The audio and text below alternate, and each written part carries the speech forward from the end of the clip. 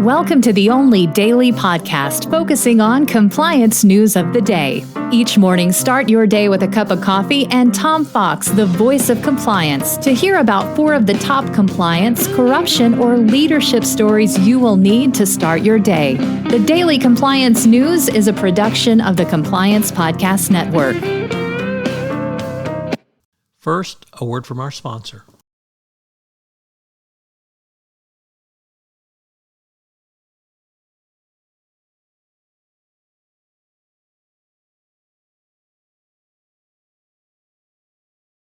Look, 2020 has proven to be the year of many things, and the same for 2022. But if you're a small business, this could also be the year you switch to a better payroll.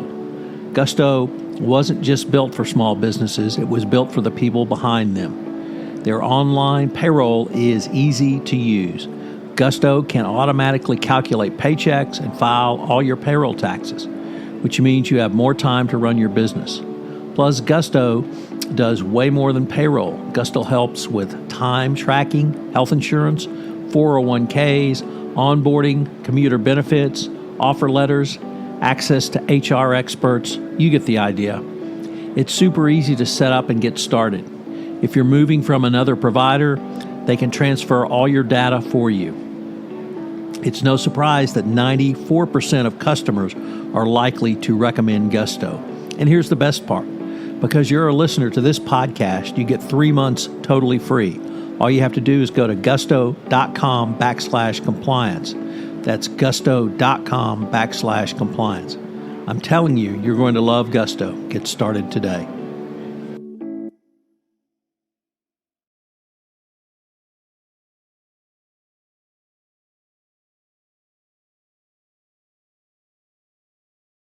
The Daily Compliance News for November 30, 2021, the new Blood Diamonds edition. And we begin with that story from the New York Times as the hunt for blood diamond batteries impedes the green energy push. Dangerous mining conditions plague Congo, home to the world's largest supply of cobalt, a key ingredient in electric cars. A leadership battle there threatens reforms. That man, Albert Mulimbi, is a longtime power broker and chairman of a government agency that works with international mining companies to tap the nation's cobalt and copper reserves. And, of course, given the location and the country, there is widespread allegations of corruption. Mr. Yuma is as chairman of Congo's state-owned mining enterprise, he's been accused of helping to divert billions of dollars in revenues from the country to other locations. Where that might be is unknown. Top State Department officials have tried to force him out and pushed him to be on a sanctioned list, but he's been able to deny all wrongdoing and keep his name clear, no doubt because he has access to the cobalt. Next up, from the FCPA blog, Harry Casson reporting, the International Development Bank debarred a Belgian engineering and consulting company Monday for 3 years for fraud and corrupt practices relating to a project in Haiti.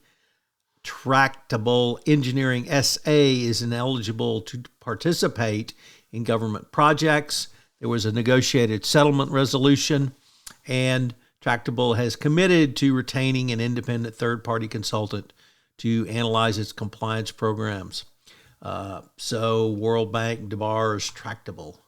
Next up, from the Wall Street Journal, former defense secretary and the fifth of 6 defense secretaries under Donald Trump, Mark Esper, has sued the Department of Defense for allegedly restricting his ability to write a biography of his tumultuous time in the Trump administration. He claims that the DOD has arbitrarily redacted his manuscript without being told why, and the DOD, of course, claims it's for national security reasons. And finally, D&O Diary. Kevin LaCroix tells us about a New York court case. It's the highest court in New York, although it's called the Court of Appeals, not the New York Supreme Court, which held SEC disgorgement payment is not a penalty. The significance of this, of course, is from the D&O angle and insurance angle that Kevin typically writes about, but it's in contrast to the U.S. Supreme Court, which the New York court said was not dispositive of the topic. The Daily Compliance News is a production of the Compliance Podcast Network and a proud member of C-Suite Radio. Thanks so much for listening. I hope you'll join me again tomorrow.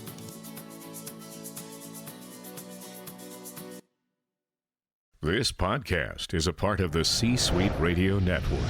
For more top business podcasts, visit c-suiteradio.com.